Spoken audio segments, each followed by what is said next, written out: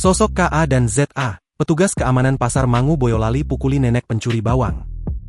Identitas dua petugas keamanan yang memukuli nenek pencuri bawang di Pasar Mangu Kecamatan Ngemplak Boyolali kini terungkap. Diketahui, sosok kedua pelaku penganiayaan terhadap nenek malang tersebut yakni berinisial KA dan ZA.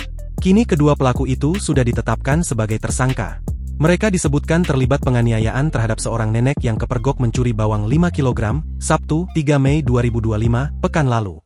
Kasat Reskrim Polres Boyolali, AKP Joko Purwadi mengungkapkan pelaku ZA dan KA diamankan polisi pada Kamis, 8 Mei 2025. Setelah dilakukan pemeriksaan, penyidik menetapkan keduanya sebagai tersangka penganiayaan terhadap SA 67 tahun, nenek yang diduga mencuri 5 kg bawang putih milik salah seorang pedagang di Pasar Mangu tersebut.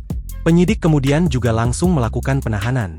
Keduanya dikenakan pasal 170 KUHP dan atau pasal 351 KUHP tentang pengeroyokan dan atau penganiayaan dengan ancaman hukuman maksimal 7 tahun penjara.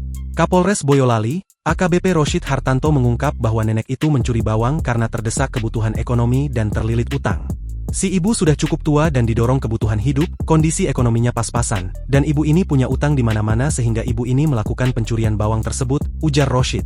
Diberitakan sebelumnya, sempat viral detik-detik seorang nenek menjadi korban penganiayaan di Pasar Mangu Kecamatan Ngemplak Boyolali, Sabtu, 3 Mei 2025, pagi.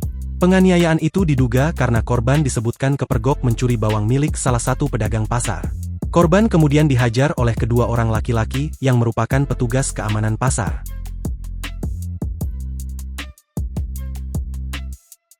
Download Tribun X sekarang, menghadirkan lokal menjadi Indonesia.